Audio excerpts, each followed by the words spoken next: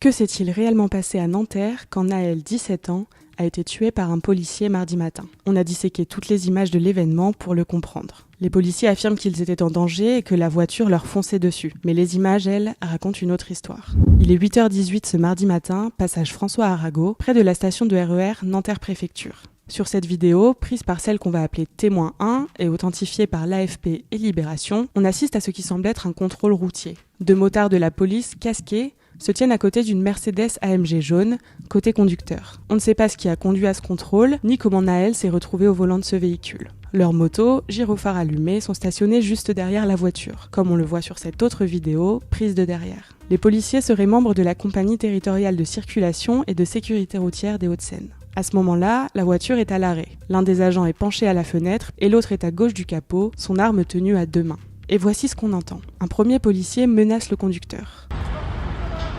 Et le second policier. Clairement, à ce moment-là, le véhicule ne menace pas les policiers. Leurs propos, eux, indiquent l'intention de tuer. Voici une deuxième vidéo avec un autre angle. On est dans le véhicule qui précède l'AMG jaune. Témoin 2 filme via le rétroviseur. Témoin. On entend les policiers crier sans pouvoir comprendre ce qu'ils disent, puis on voit un des deux policiers frapper violemment sur le capot de la voiture. Cet angle confirme à nouveau que la version des policiers ne tient pas. Retour sur la vidéo témoin 1. On voit la voiture qui démarre, les deux agents qui s'en écartent, et en moins d'une seconde, le policier proche du capot tire sur le conducteur.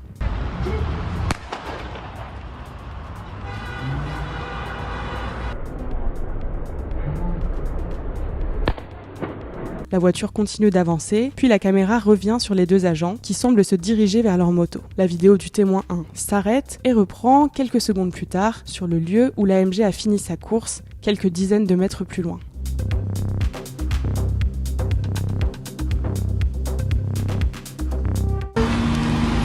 Il est rentré. Oh putain. Oh putain. La vidéo témoin 1 montre la voiture jaune encastrée dans un poteau sur la place Nelson Mandela, comme on le voit sur ces images. Chaud. Ils ont tiré, wesh. Voici une nouvelle vidéo, appelons-la témoin 3. On voit un policier arriver en moto au niveau de la voiture accidentée. Un passager sort de l'arrière du véhicule, avance vers le policier et met les mains en l'air.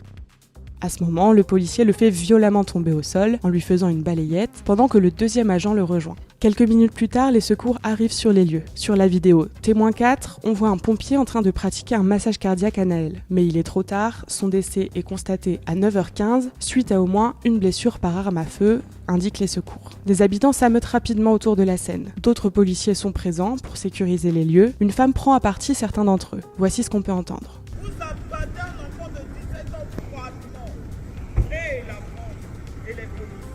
Et à ce moment, un policier lui répond. Le corps de Naël est ensuite transporté à l'hôpital. Un ambulancier s'emporte contre les policiers présents. Tu vois qu'il a une gueule d'enfant. Tu vois qu'il a une gueule d'enfant. Pour un défaut de permis. Pour un défaut de permis, frère. Moi, c'est mes collègues qui étaient là. Je le connais, petit, je l'ai vu grandir. Après la mort de Naël, une enquête a été ouverte pour refus d'obtempérer et tentative d'homicide volontaire sur personne dépositaire de l'autorité publique. Une autre enquête, cette fois pour homicide volontaire par personne dépositaire de l'autorité publique, a été confiée à l'IGPN. Le policier soupçonné du tir mortel, âgé de 38 ans, a été placé en garde à vue mardi soir. 2 plaintes vont être déposées dans les prochains jours par l'avocat de la famille de la victime. Une qui visera l'auteur du tir pour homicide volontaire et son collègue pour complicité. Une autre plainte pour faux en écriture publique sera déposée à l'encontre des policiers qui ont affirmé que le jeune homme avait tenté de commettre un homicide sur leur personne en tentant de les percuter, ce qui est formellement démenti par le visionnage de la vidéo. 2 autres personnes se trouvaient dans le véhicule au moment des faits. Un premier passager qui a pris la fuite et un second, également mineur, qui a été arrêté et mis à terre avec une balayette, comme on l'a vu plus tôt. Placé en garde à vue, il a pu ressortir libre quelques heures après.